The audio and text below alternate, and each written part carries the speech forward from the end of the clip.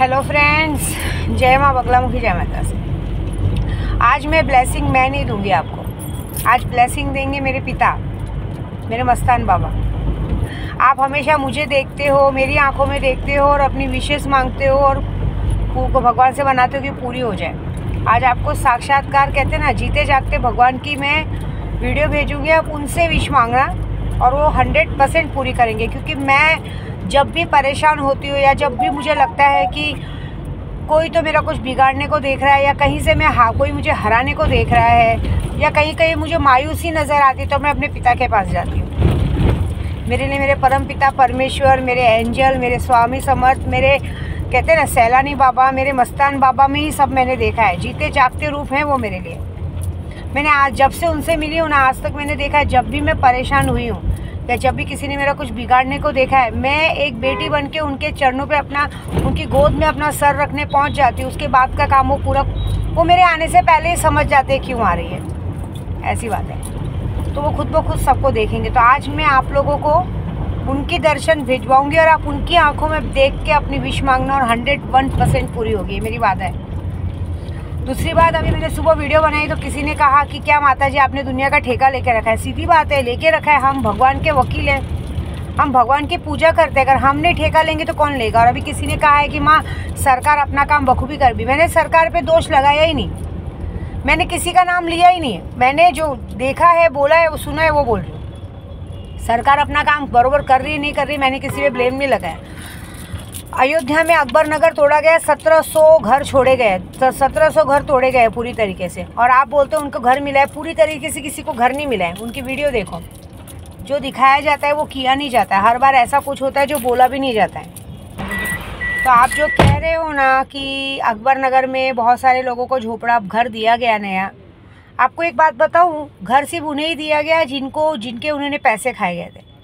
अभी हमारे बोरीवली में भी, गोराई में भी, पंगत होटल के सामने 40 सालों से बहुत सारे घर थे। जो घर मैंने पिछले साल बताया था, 1 महीने तक मैंने गरीबों को खाना बांटा है, उनका लाइट पानी सब था। उनमें से मुश्किल से कुछ, मतलब समझ लो कुछ 250-300 घर में से मुश्किल से 15 से 20 या 15 से 20 या 30 जनों को बस घर मिले। बाकी सबको बोल दिया आपको जिधर जाने जाओ। किसी को बोल दिया आपका पेपर बरोबर नहीं, किसी को बोल दिया आपका राशन कार्ड नहीं, ये नहीं है, वो नहीं है। ऐसे बहारे मार मार के उनको 40 साल पुराने झोपड़ों को तोड़ दिया गया और आज वहाँ रोड बना के पार्किंग बना दी गई। देखिए, मैं कोई होती नहीं सरकार को कुछ बोलने वाली। मैंने क्या कहा, जो लोगों ने गलत किया है उनको उनकी सज़ा मिलेगी। गुजरात में जो हुआ और उसके बाद हमारे देश में जो हुआ, 26 जुलाई को जो हुआ, 26 नवंबर को क्या बोलते हैं, नवंबर में भी एक बार कहते ना गोलीबारी चली थी, वो सब हुआ, तो उसका क्या करेंगे ये बताओ। हर बार हमारे यहाँ पे बॉम्ब ब्लास्ट हो जाता है, हमारी पब्लिक मारी जाती है, हमारे पुलिस कर्मचारी मारे जाते हैं, हमारे लोग मारे जाते हैं। उनके लिए बस ये किया जाता है, उनके लिए दुख कराया जाता है, कैंडल लेके घूमा जाता है और लोगों को उनके घर वालों को हर्जाना दे दिया जाता है। बस यही काम बचा है क्या हमें, ये बताओ। मैं अपनी लड़ाई लड़ रही हूँ और आज मैं अपने खुद के लिए भी मेरे पिता के पास जा रही हूँ। आज पहली बार मैं आज 41 ईयर्स की हूँ। 41 ईयर्स में किसी माई के लाल की हिम्मत नहीं थी कि विद्या देवी पे लांछन डाल सके और ऐसी बात कर सके। मैंने हमेशा हर इंसान को, अपने पति के बाद हर इंसान को भाई और बाप की नज़र से देखा है। दोस्त भी अगर बोला होगा तो दोस्त में भी कोई गंदगी नहीं है, कभी मन में गंदगी नहीं रखी है। लेकिन जिन लोगों ने मेरे लिए गंदगी लाया है, जिनके मन में मेरे गंदगी लगा, जब तक मैं उन्हें ऊपर नहीं पहुंचाऊंगी, उन्हें आजीवन के लिए नपुंसक नहीं करूंगी ना, विद्या देवी उनका पीछा नहीं छोड़ेगी। और जो उन गलत लोगों का साथ देगा उनको भी ऊपर जाना पड़ेगा। भगवान ने अपना रास्ता शुरू कर दिया है, काम शुरू हो गया है, लोगों को सज़ा मिलनी शुरू हो गई है। क्योंकि अगर किसी की एक औरत पे लांछन लगाने को सोचोगे, मैं उन औरतों में से नहीं हूँ कि अपने ही घर में मुंह काला करूँ, इधर जाके मुंह काला करूँ, बाहर जाके 10 बॉयफ्रेंड लेके घुमाऊँ और उसके बाद भी सीधी बनी रहूँ। सॉरी टू से, मैं अपनी लड़ाई लड़ना जानती हूँ। अगर मैं गलत नहीं हूँ और कोई मुझे गलत बोलेगा तो मैं उसको उखाड़ के फेंकने का दम रखती हूँ। और सिर्फ उसको नहीं बोलूँगी, मैं तो यही बोलूँगी कि जिसने भी इस तरह की हरकत की है, ये करने की कोशिश की है, वो इंसान ये भूल गए कि उन लोग के घर में भी बहनें हैं, बहनों की भी भगवान ने बच्चियाँ दी हैं। कहीं ऐसा नहीं हो कि तुम एक उंगली में विद्या देवी पे डाल रहे हो, तुम्हारे घर में कोई बचे ही नहीं वो सब करने के लिए। ज़िंदगी भर का पाप तुम्हारे सर पे लगेगा एक ब्राह्मण जात का। और जो विद्या देवी करेगी वो तो अलग बात है, जो मेरा बाप करेगा वो अलग बात है। आज विद्या देवी अपने बाप से शिकायत करने जा रही है और मज़ा देखो। और एक और बात बोलूँगी, आज की तारीख में आपको अगर लग रहा है कि आपका परिवार टूट रहा है तो लूना चमारी वशीकरण कराओ।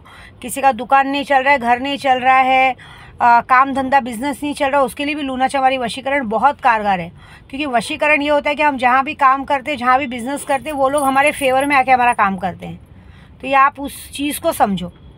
लूना चमारी वशीकरण करो, मारण मोहन वशीकरण, जो भी करना है, ये वक्त अच्छा है। क्योंकि अभी अब कहते हैं ना, गटारी अमावस्या आ रही है, दशा माँ भी आ रही है।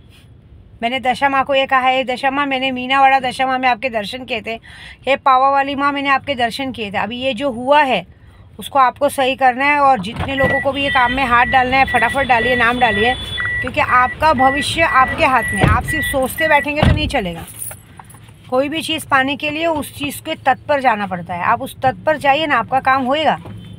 आपको लग रहा है कि आपका घर परिवार टूट रहा है। अभी किसी ने मुझे सुबह मैसेज किया था कि मुझे वशीकरण कराना है। सोचिए मत, देखिए 2 पैसे जाने से अगर आपका परिवार ज़िंदगी भर आपके पास रहता तो बहुत बड़ी बात है। देखिए हमको भी कोई शौक़ नहीं है, सीधी बात है, हमें भी पूजे पाठ में पैसे लगते हैं, हमें भी सामान लगाना पड़ता है। बगैर पैसों के कोई बोलेगा ये कर दो वो कर दो, तो भाई मैं ब्लेसिंग डाल रही हूँ, उस ब्लेसिंग से देख लो आपका क्या होता है।